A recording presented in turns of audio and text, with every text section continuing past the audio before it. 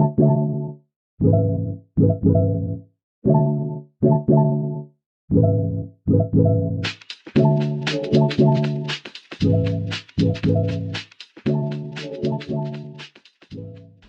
guys, welcome to my YouTube channel. My name is Jewel Dynas and this is my first official YouTube video.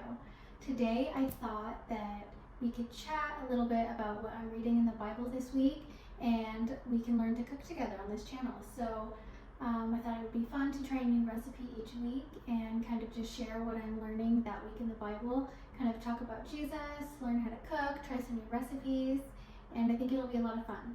This week, I thought it would be fun to try something I've never made. I am gluten and dairy free, so it does limit me on a lot of what I can eat, but I also love the challenge of trying to make recipes healthy and trying to make them dairy and gluten free and mostly plant-based and whole foods. So today we are going to do a vegetable red curry, and I've actually never made curry at all, so this will be really a first for me. I found a good recipe on Pinterest, so I got all of the ingredients for that, which I will share with you. So I'm going to show you everything that we have today, all the ingredients and everything you will need to make this. So I already started by washing my hands, prepping all the veggies and washing them. So in here I already have a mix of veggies. I have baby corn, we have snow peas, bell pepper, mushroom, broccoli, and I think that's it for the veggies. And then of course we have an onion already chopped, we have kale already washed and prepped, and then we have some other ingredients that you will need. Coconut milk, veggie broth. I'm going to be a little lazy and I'm going to do ginger. It's already organic ginger that's already done, and garlic that's already done. And then the other things you will need is a curry paste, turmeric, rice, and a little bit of lemon juice or lime juice. And I think that's all you need. Oh, and then it did call for just a tablespoon of brown sugar. So I already scooped that out and put it in here to make it easier, and then I guess we'll get started. So I probably should have read this before doing this, so we're kind of just gonna do it together. We're gonna start by cooking the onion.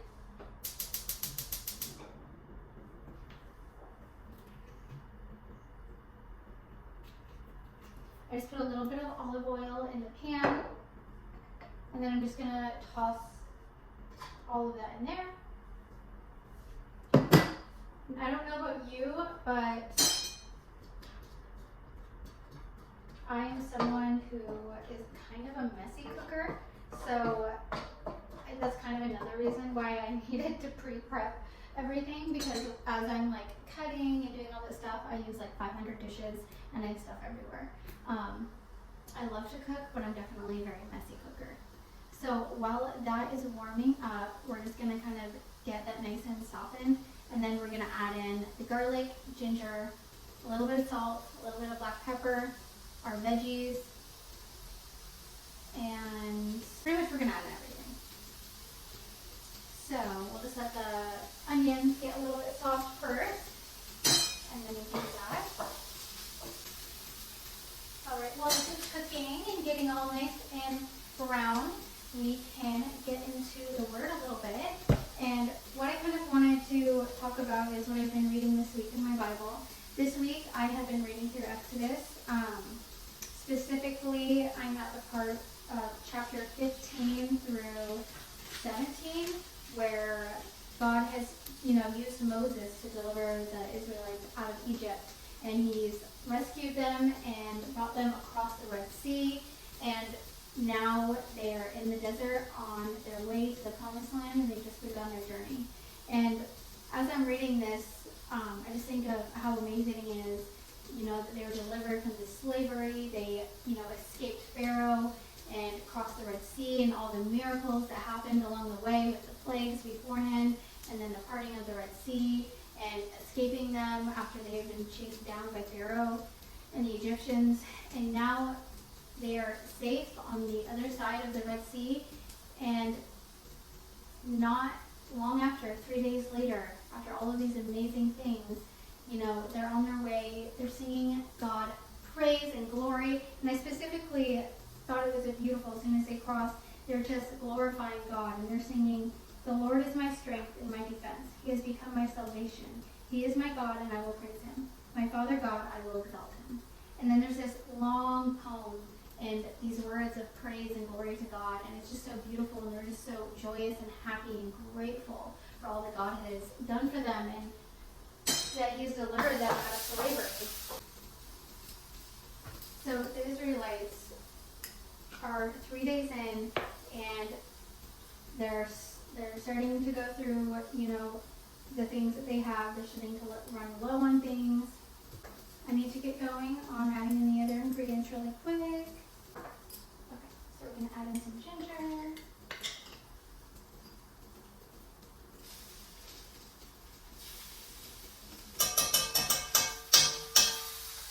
I don't know about you guys, but I love ginger.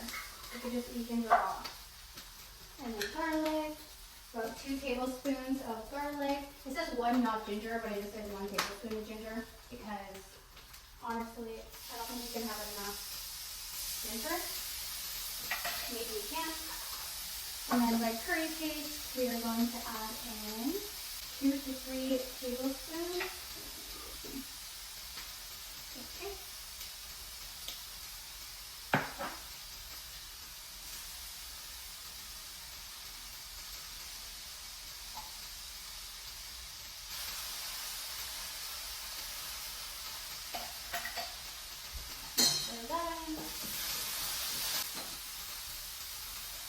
And we're going to add in some pepper. I love pepper. Half a teaspoon.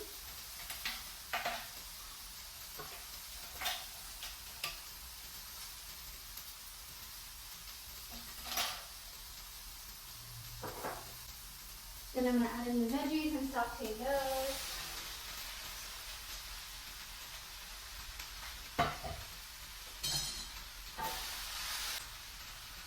Last thing, I'm just going to add some salt.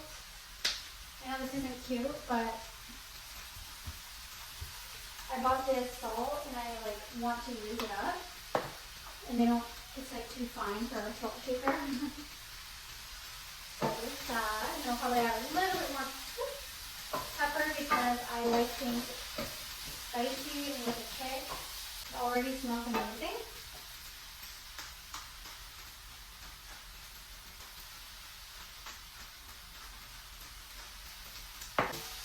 I didn't think about the logistics of the multitasking I would have to do here. I probably should have just started talking about this while it's simmering. But anyways, to go back to what I was talking about, after they crossed the Red Sea and they're giving God praise and glory, and they're just so happy and blessed to be delivered from being slaves of Egypt. Within 3 days, they run out of water, and they go through a town in the desert, and they came upon this place called Mara, but they could not drink the water because it was so bitter. And so they began to grumble and complain, and they were like, "What are we to drink? We're going to, we need water to live." But God provided, even though they were complaining and worried about where they were going to get their water. God provided them with water. And again, the people, of course, then they were okay and they were happy, and they were continuing on their journey. And then day 15 comes, and once again, the Israelites start to grumble and complain, and they get worried because now they are running out of food. And so the Israelites start to grumble and complain, and I think it's really important to know exactly what they say in this next part. On the 15th day, to Aaron and to Moses, they say, "If only we had died by the Lord's hand in Egypt. There we sat around pots of meat and ate all the food we wanted, but you have brought us out of the desert to starve in this entire assembly to death." That's crazy. They'd already forgotten not only all the miracles that God had performed to to deliver them from being in bondage and slavery and then across the Red Sea and into this promised land, but also had forgotten that just shortly before, God provided them with everything they needed. But again, Moses cried out to God, and God provided. God provided an abundance of food, and he fed them, and he took care of them. And I'm going to kind of stop right there reading in the Bible, because that's kind of where I left off. And I know that's not the whole story, and I'm going to continue reading on. But when I was reading that, I was just really reminded of how often we forget what God has brought us through. And we complain because we forget about the promises that God has for our lives, the things that he's brought us through. And there's been so many times in my life where I'm upset or complaining, and if I just sit there, I realize I prayed to be in the situation or the moment that I am now. And I should be so grateful for where I am, and also know that no matter what I'm going through, God is going to provide. He is going to take care of us. Everything is going to be okay. And it always is. And it's so hard to remind ourselves of that. But it's so important to look back and pause and just focus on everything that God has brought you through. And go back and look at those moments where you were going through a valley, but you made it out on the other side. And that even when we do face trials, know that not only will God provide, but he's with us, and that he loves us along the way. He never leaves us. And that's a very hard thing to do, and it's something that I have to continue to practice and remind myself of, that no matter what I'm going through, that I should be grateful for everything and be hopeful and faithful that God has a plan for my life. Even when I can't see it, he's going to bring me through what I'm going through, and he has a plan for my life. And God's plan for us are good, and he wants to abundantly bless our lives if we allow him to. And the last thing it made me think of is really just the importance of how can we get through these times where, yes, we need to remain faithful, and we need to trust in God's plan for our lives and spend time in his word. And when we're down, we need to go back to this and read the promises and the things he does declare over our lives. And we need to make sure we're filling ourselves with him and his spirit and his joy and his peace. But we also need to stop and think about the amazing blessings in our lives currently. And it really does help to get you through those hard times, and to stop your mind from going to that negative place and to giving into those sad and deep emotions of hurt or frustration or sadness when we are going through those trials. And a really cool story that actually happened to me recently while I was reading this, that I thought was a perfect example. And I know it's not a huge trial, it's not a trial of wandering through the desert and not having food and water, but I was at a time in my life not too long ago where I just was getting hit left and right with, and other things in my life just seemed to be kind of like in chaos as well. And then one day, I was at my boyfriend's house, and I'm in San Diego, so if you know about San Diego, every single different area of San Diego, there's different rules for the streets. So I had parked my car on a street where you had to park only for a little amount of time, and then after that, they would tow your car. So after a certain time in the day, it was like a random period of time, they would tow your car. So I parked there, I'm hanging out at my boyfriend's house, I go to get in my car, and my car is gone. And I just lose it. I absolutely lose it. I give into all negative emotions, all like sadness and just despair, and I'm so upset. I'm like just crying ballistically. So then I come back up to my boyfriend's apartment, and I'm just like crying. I'm like ugly crying. I'm like absolutely so distressed about it. And it's not even just in that moment. It wasn't just about the car being towed. I was just like, poor me, this sucks. I can't afford this. How is this Like, how am I gonna pay for this? I'm not gonna be able to get my car out. I'm not gonna be able to go to work. I was like going worst case scenario. I was kind of like spiraling out of control, and also just like being very sad and upset, and it was just at a point in my life where I couldn't afford the extra $500-600. And I mean, most people can't. But I was just like overwhelmed because I felt like I have to have my car, I have to be able to get to work, I have to be able to get around. And so I was just overwhelmed. And after like probably a good 20 minutes of just crying and being upset, my boyfriend was just trying to remind me of God's promises and remind me that everything is going to be okay. He prayed over me. He was reminding me it's going to be okay, that everything's going to be taken care of. We'll get my car out, you know, and also like it already happened. There's nothing I can do to change that. So just sitting there and wallowing in that sadness is also not going to make anything any better. And of course it's okay to have a reaction of sadness, not to this level of like upsetness that I was, but I think it's okay to obviously have a reaction of being upset. But in that moment, I really could have allowed the enemy to take over and really allowed to just be grumbling, upset, and blame the world and like look at my circumstances and just sit in that and sulk in that. And that's what I wanted to do.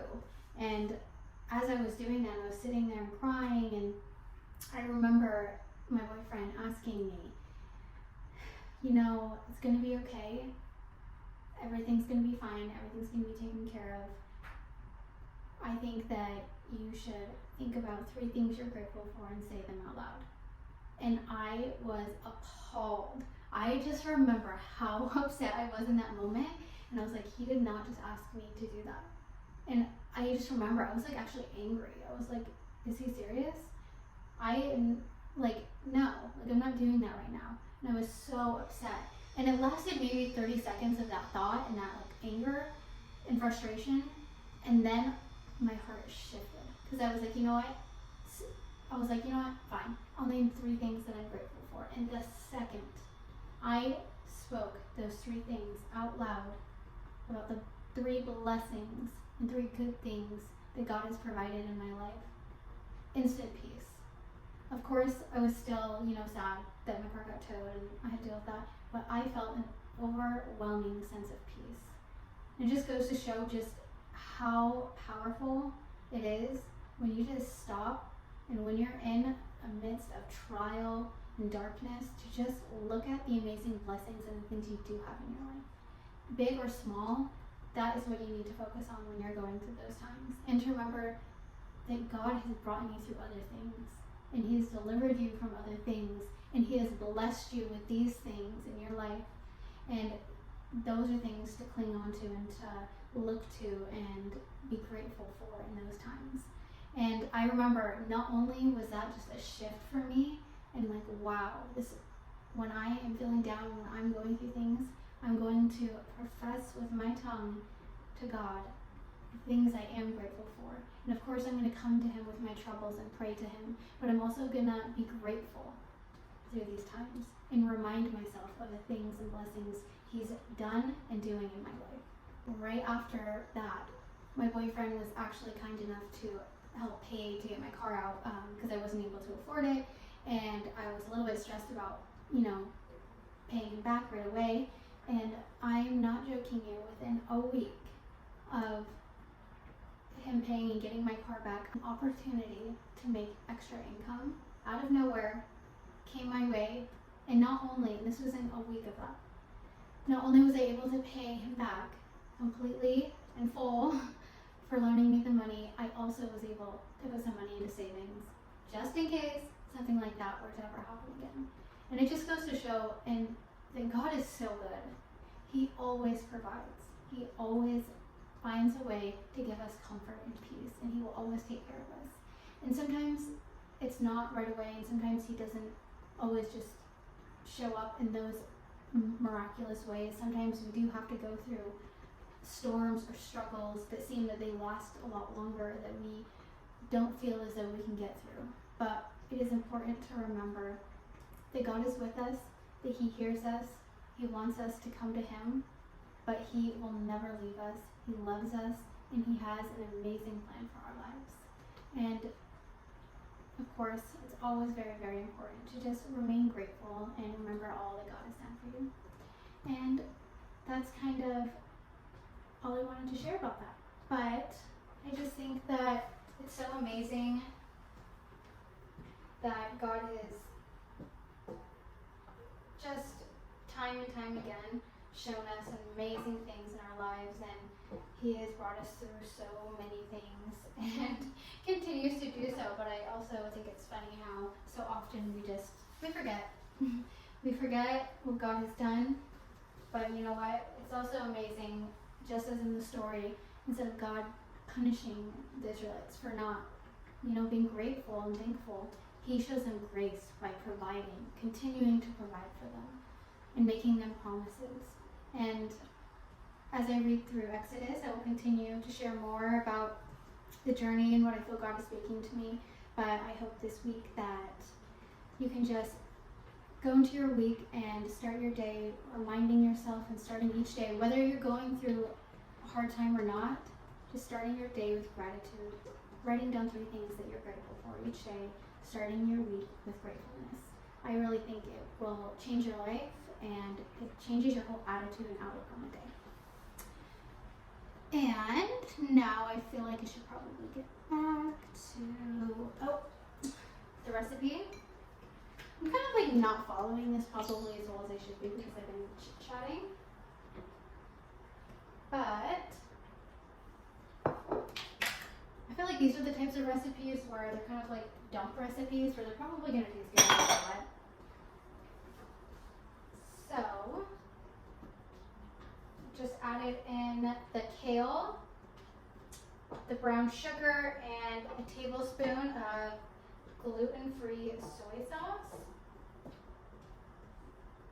And I'll probably add in the rest of the kale because I love kale. It says a cup, but I kind of overdid all of the veggies because I just wanted to use everything up in the fridge. Okay, perfect. So basically, we're done. This is like the easiest recipe ever, and it was so delicious. I'm going to turn it off. And we're going to see if that thickens up. If not, I guess we're having curry soup. It looks delicious though, so I'm going to try it just a little bit, and then I'll put it in a bowl to show you, and then I'm going to pour it over some rice. Let's see. I think I need a different bowl. Yum.